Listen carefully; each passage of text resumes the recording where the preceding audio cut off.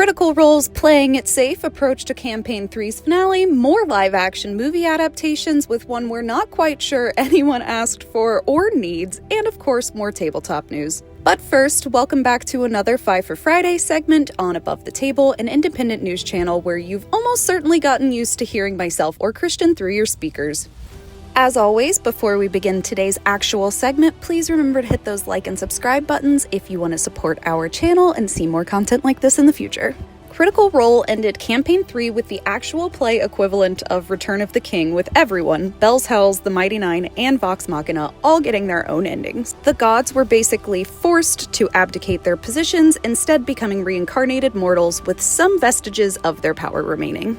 Ludinus was revealed to have survived and enjoyed his plan coming to fruition, while Bells Hells suffered no real consequences for uprooting organized religions everywhere. Even the one death in the finale, Ashton, was overturned by Essek using a bit more NPC from previous campaign juice.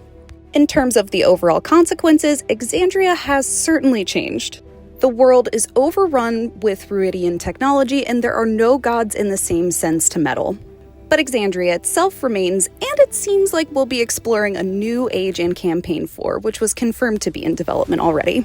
Critical Role isn't over, and we can always get more looks into this era of Exandria via one-shots or miniseries, but it certainly feels like the beginning of a new chapter for Matt and the cast. I look forward to the next one. Legendary Entertainment and Hasbro Entertainment have teamed to develop a live-action film and television universe based on Magic the Gathering. The first project to come out of the new partnership will be a movie with television series set to come later as the grander Magic universe continues to build. Hasbro already has a Magic the Gathering animated series on the way from Star Trek Picard's showrunner Terry Matalas, which will eventually land on Netflix. 20th Century Fox was also developing a film universe for Magic a decade ago with Simon Kinberg that never got the chance to get off the ground before the Disney purchase, but hey, maybe this attempt will be more successful given that Legendary has a proven record of adapting IPs into film and television. And we're not quite done with Legendary news for today. After 25 anime series, 34 animated films, 27 original anime productions, and way more toys than we can possibly begin to list here, the Mobile Suit Gundam live-action movie that was first announced back in 2018 appears to finally be going forward. Following the formation of Bandai Namco Filmworks America, both that production company and Legendary have agreed to co-finance the movie. Now, this isn't the first live-action Gundam movie, though I think we are all willing to forget G-Savior from 2000, but this will be the first live-action Gundam movie to receive a global theatrical release. Mobile Suit Gundam is not the final name for the feature, and more details, including plot and an actual release window, are to come in the future. Pathfinder's 2nd edition will add Jotunborn ancestry in the Battlecry rulebook releasing this summer. Jotunborn are a new type of giant that hail from an alternate plane of existence that are described as a massive option for players to use. Jotunborn tend to giant beetles whose silk is used to create glowing subdermal ritualistic markings. In the aftermath of the War of the Immortals and the God's Reign, some Jotunborn are now trapped in Pathfinder's campaign setting. Alongside the Jotunborn reveal was the announcement of a new adventure path called Hellbreakers. And finally, fellow Vault Dwellers and Wasteland Wanderers, Modiphius has absolutely made my day today.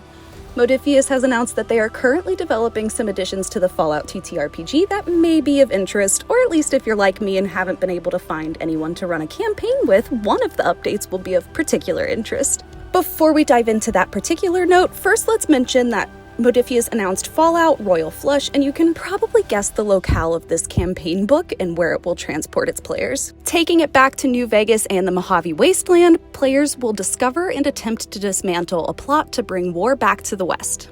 The story starts, as all good stories do, by the players finding a body in a ditch in New Reno.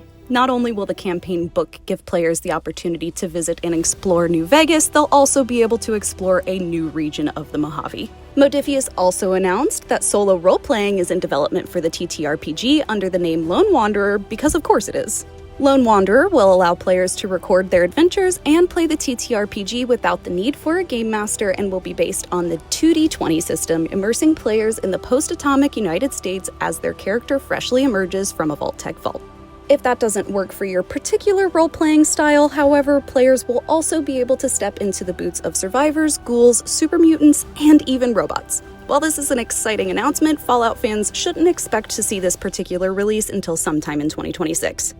Oh, and as an additional note, Modiphius also says they have plans to develop and publish source books for the tabletop RPG that delve further into the history and geography of the areas of the Wasteland, from New California and the Mojave to the Capital Wasteland, the Commonwealth, and the Appalachian Wasteland.